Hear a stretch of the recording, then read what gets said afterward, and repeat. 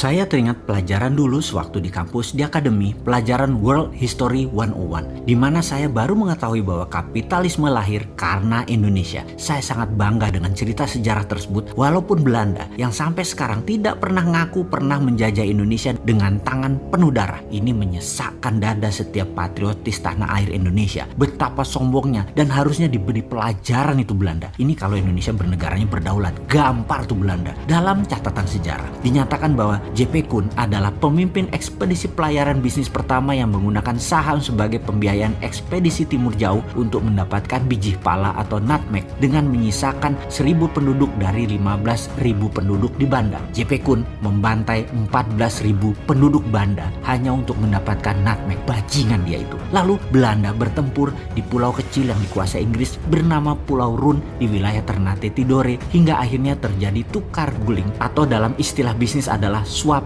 deal. Inilah deal pertama pertukaran wilayah Pulau Run milik Inggris ditukar dengan New Amsterdam di Amerika. New Amsterdam kemudian hari dikenal dengan nama baru sehingga sekarang yaitu bernama New York. Jadi kalau tidak ada Pulau Run penghasil biji pala, maka New York dan New Frontier Inggris bernama Amerika tidak akan pernah seperti sekarang ini jangan-jangan. Kembali ke kapitalisme modern. Perjalanan Jan Pieter Soen Koen ini memerlukan biaya sangat besar. Karena itu dibuatlah sebuah usaha yang bernama VOC, Dutch East Indies Company, milik berbagai pengusaha Eropa berbasis di Belanda. Mengapa multi owner? Karena semakin banyak yang store saham, semakin kecil resiko yang ditanggung dalam perjalanan yang berbiaya sangat besar tersebut. Inilah asal muasal awal kapitalisme modal bersama. VOC adalah perusahaan pertama listing atau perusahaan pertama di dunia yang menjual stok atau sahamnya agar bisa dimiliki banyak pemodal. VOC juga perusahaan pertama di dunia yang sahamnya dimiliki oleh multi international owner. Juga diawali dengan 21 tahun pemberian hak kelola spice atau rempah. Karena itu VOC adalah perusahaan mega korporasi pertama di dunia. Haknya yang utama adalah mengeksploitasi rempah Nusantara. VOC menjadi model pertama di dunia atas mega korporasi yang merubah dunia bisnis, dunia finansial, dunia saham,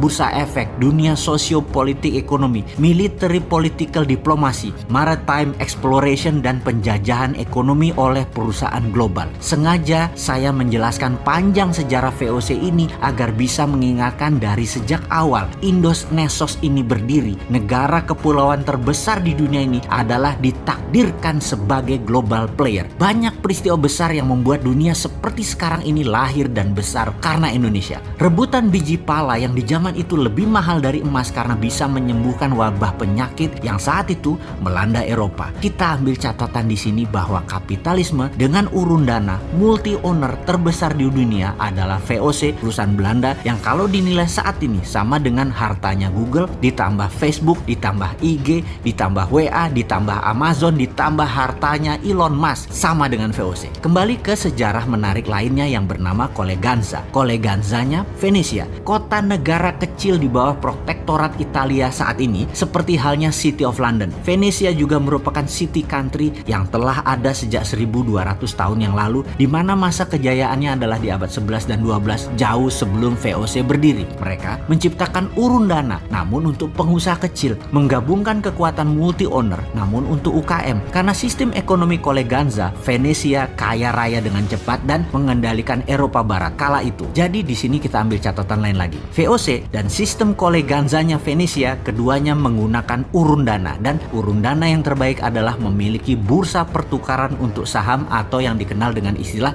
bursa secondary, seperti halnya bursa IDX-nya Indonesia atau bursa New York Stock Exchange-nya di New York. Maka di Indonesia saat ini urun dana juga sudah menjadi solusi walau baru 1 tahun ini. Namun bursa pertukaran kepemilikan atas saham UKM belum berjalan dengan baik. Untuk itu ada baiknya pemerintah mempercepat mempromosikan untuk bursa secondary ini bisa berjalan setiap hari kerja dalam waktu segera. Santara saat ini sudah mengantongi izin bursa secondary satu-satunya di equity crowdfunding. Kemarin dari 10 perusahaan yang listing, istilah kami adalah penerbit, dari 80 penerbit di Santara kita simulasikan transaksi bursanya. Ternyata apa yang terjadi? Semua saham tersebut naik 10% sampai batas limit atas tercapai dari setiap penerbit yang bagus performanya. Sangar sekali dan sangat menguntungkan. depan. Bayangkan kalau dalam 2 tahun ke depan ada 10.000 UKM penerbit yang 50%-nya sudah memberikan dividen lalu melantai di bursa secondary ECF. Bandingkan dengan IDX yang hanya punya 600-an perusahaan, maka 5.000 perusahaan UKM jauh lebih menarik nilai sahamnya dan dividennya.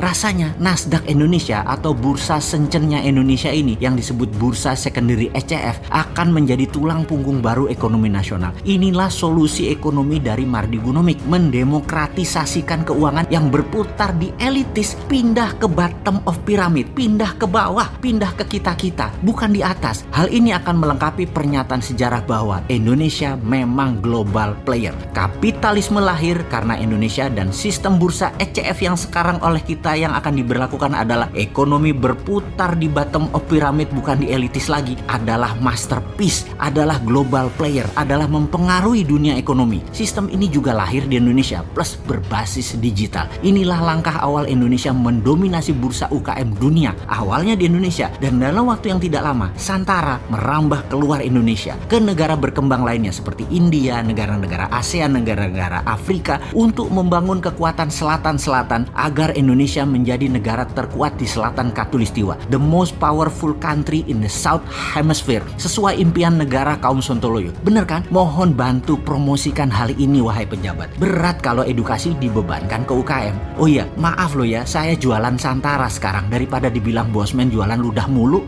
Bentar, padahal emang iya ya, jualan ludah.